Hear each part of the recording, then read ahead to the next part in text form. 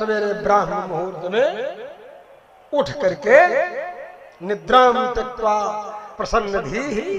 हरिर हरिर हरिर व्याहरे वैष्णव पुमान, भगवान हरि का स्मरण करे, उधर समुद्र वसने देवी पृथ्वी को प्रणाम करे, फिर भगवान के सामने साष्टांग, भगवान शयन किए हुए हैं तो शयन किए हुए भगवान को साष्टांग करे, अपना नित्य कर्म करने के बाद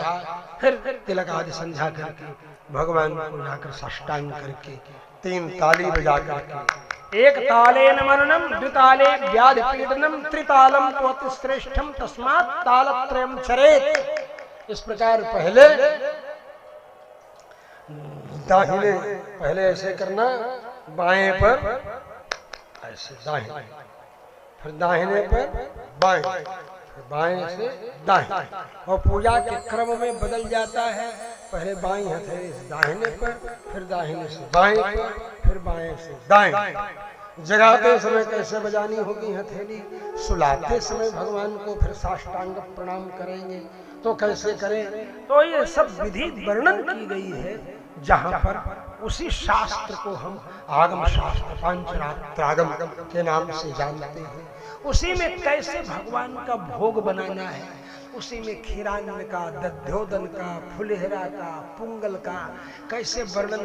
किया गया है, कैसे कैसे पदार्थ, कैसे कैसे व्यंजनों के निर्माण करने की परंपरा नारद पांचरात्रागम में, वो भी श्री कृष्ण संहिता में वर्णन किया गया है। आप सब लोग जब पढ़ेंगे तो समझेंगे कि भगवान की आराधना के बहाने कितना बड़ा पाक शास्त्र है कि दुनिया के सारे कैटरर्स जो हैं वो आकर के ट्रेनिंग ले यहाँ पर हमारे शास्त्रों के अंदर। और इतना ही नहीं, इतना ज्यादा उसमें पाक शास्त्र के अलावा शास्त्र है कि जब दिव्य देश का निर्माण होगा, मंदिर का निर्माण होगा, तो उस मंदिर के निर्माण के समय कैसे भूमि का शोधन होगा, कैसी भूमि होनी चाहिए, कैसी मिट्टी होनी चाहिए, कैसी मिट्टी होगी तो धन बढ़ेगा, कैसी मिट्टी होगी तो बल बढ़ेगा, कैसी मिट्टी होगी तो यश बढ़ेगा, कैसी मिट्टी होगी तो धन बल यश ये सब कुछ बढ़ेगा। फिर वहां पर मिट्टी पसंद करके, भूमि पसंद करके फिर जब ये बनाना है दिव्य देश, तो वहां पहले जुताई करना है, किस श्रेणी के बैल से जुताई होगी, कैसा रथ होगा, किस तरह का यजमान होगा रथ जोतने वाला, उसके अनुसार योजना बनती है। फिर उसमें कौन सा अन्न पहले बोया जाएगा, तो उसमें तिलान्नम तत्र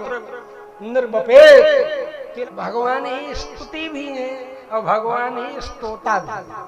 तो भगवान की ऐसी दया होती है, ऐसी करुणा होती है जीव के ऊपर कि ये सृष्टि करके उसको शरीर देते हैं, इंद्रियां देते हैं। सृष्टि का काम चौपट न होने पावे समय से पहले, जब महाप्रलय होगा मेरे संकल्प से, उसके पहले तक ये प्रोग्राम चलता रहे। रे भाई 3 से 6 तक कथा का समय है, तो 3 से 6 तक तो कथा चलती रहे, कोई विघ्न न होने पावे। और अगर कोई विघ्न करे तो को उसी समय दबा दिया जाए,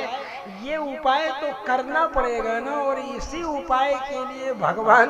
आचार्यों को भेजते हैं कि महाप्रलय के पहले ही गड़बड़ न होने पावे। वेद वेदांत की व्यवस्था के चिंतन पूर्वक वैदिक सदाचार की मर्यादा के अनुसार वर्णाश्रम धर्म की परंपरा चलती रहे, इसीलिए तो आचार्य आते हैं और इसीलिए भगवान कृपा करते हैं, इसीलिए भगवान दया करते हैं, इसीलिए भगवान खुद संसार के रूप में बदल जाते हैं।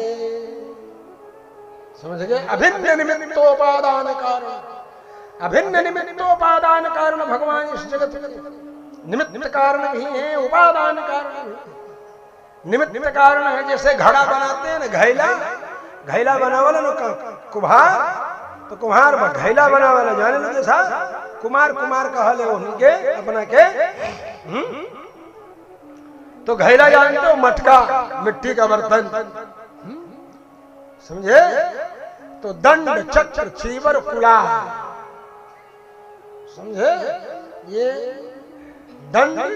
चक्र चीवर कुलाल, दंड माने वो डंडवा जिससे चाक को घुमाता है, वो दंड हो गया,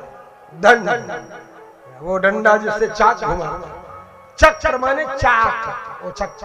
जिसको घुमाता है, जिस पर ऐसे करके ऐसे ऐसे ऐसे ऐसे करके और कुल्हड़ निकाल देता, समझे? दंड चक। ऐसे सृष्टि जब हो जाती है और चक्का पर नचाते हैं तो यो यो यो यो करके, बंदर की तरह यो यो यो करके,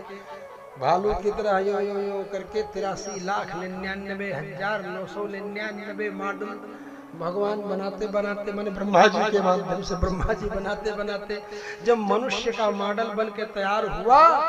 तो ब्रह्मा बोधधिषण बहुत प्रसन्न हुए ब्रह्मा जी की, तो अजब चीज बन गई, इससे बढ़कर तो कोई बन ही नहीं सकती चीज। अब फिर उसमें प्राण परमात्मा के संकल्प से ही तत्सृष्टि प्राविशत तदनुप्रविश्य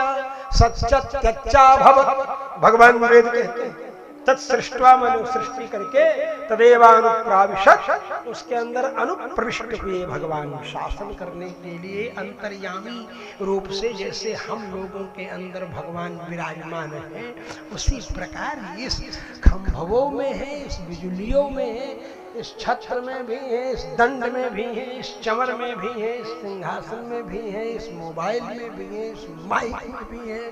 जितने भी पदार्थ है सबके अंदर पर ब्रह्म परमात्मा जड़ चेतनात्मक ये जगत भगवान ही तो है, भगवान ही तो है, जगत के रूप में बदल गए, समझ गए? भगवान ही, इसीलिए इस जगत को भगवान का शरीर कहा, जगत सर्वम शरीरम ते, बोलते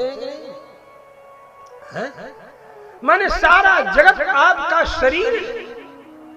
जगत सर्वम शरीरम ते, हे प्रभु सारा जगत आपका शरीर है। ऐसा सारा जगत जब आपका शरीर है तो आप इस जगत के अंदर और जगत आपके अंदर, क्या समझ? जगत आपके अंदर और जगत के अंदर आप हैं। रमन्ते योगिना यस्मिन् अरमते सर्वत्र, जो सर्वत्र रमण करे और सभी योगी लोग जिसमें रमण करे वो राम है। ऐसे श्री राम, और श्री राम जी का जब जन्म हुआ तो उनके जन्म होने के बाद का मंगल गान करने के लिए जब अयोध्या में लोग पहुंचे, इतने गदगद हैं, इतने प्रसन्न हैं। अभी तो आप सब लोगों को बहुत कम ही अनुभव, कल सवेरे सवेरे की कथा में आप सब लोगों ने अनुभव किया था, तो सुबह की कथा में यही आप सब लोगों ने अनुभव किया था। और भगवान जब अयोध्या में अवतार लेते हैं तो सारे अयोध्या के लोग